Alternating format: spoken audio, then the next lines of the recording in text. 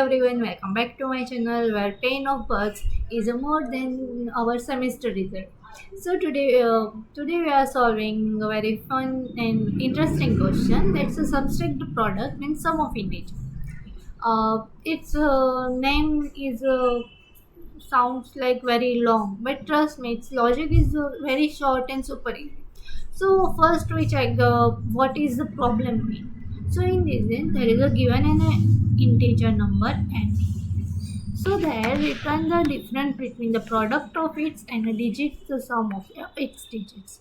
So it says in short, it says uh, first our task is first is we have to product of digits, then we have to do sum of digits, and then we have to subtract both values. Simple, so simple it's. So first we check an example, so you idea mode.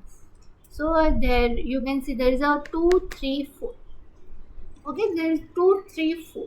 So in this 2 3 4 we have to first we have to product of digits, all digits. So there is a 4 into 3 into 2. So what is the product? 4 into 2 into yes, 3. So it's a 24. And the sum of the digits like a 2 plus 3 plus 4. So sum of digits is 9.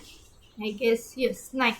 So we have to subtract it. Both digits subtract. So what's the first product of digit to 24 and sum of digits are 9. So 24 minus 9 we have to given 50. So that's the problem. That's the problem. You can see example second. So there you can see also same 4 4 2 1. So 4 into 4 into 2 into 1. So there is a 30 no, 32. Yes, 32 and sum of digits 11. So it's a 21. There is your also right there between 32 and 11 and that's it. So first in this we have to use what's the logic of first. So basically first we have to logic like we have to use divide reminder or divided. So reminder is used for a last digit to find, and divided is used to remove the last digit. Okay, so first we do code and then solve problem.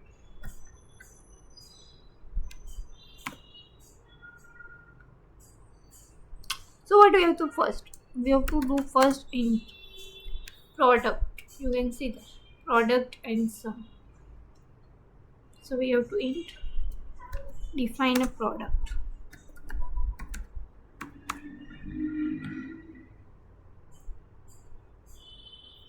And then we have to define, and the main thing is product is not equals to 0, it's equals to 1. So because the product is 0, so our sum, our multiplication of digits also 0.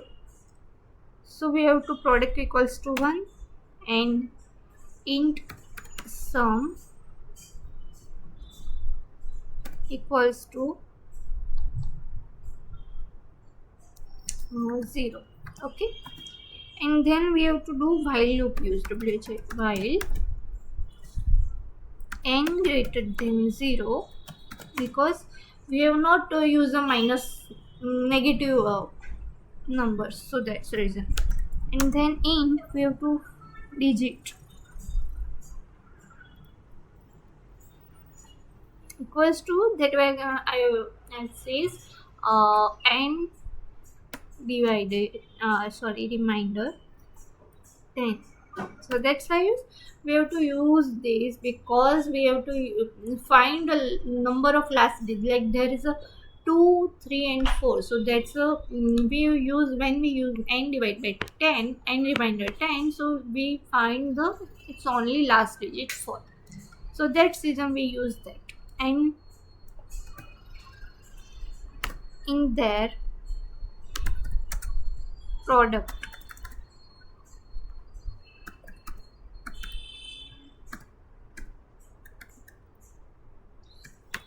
product equals to product into digit.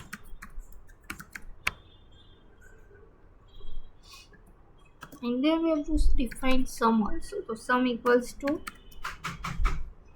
sum plus digit also, and then we do that. Okay, and then n equals to n divided by 10.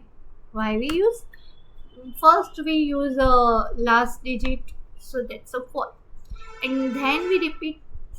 Then we have to remove also this digit 4, so that our loop is constantly increase or decrease.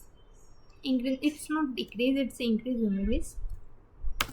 Then we have to return both sum, product of digits minus sum of digits. So what we do? Return product minus sum. That's it. So we check it first.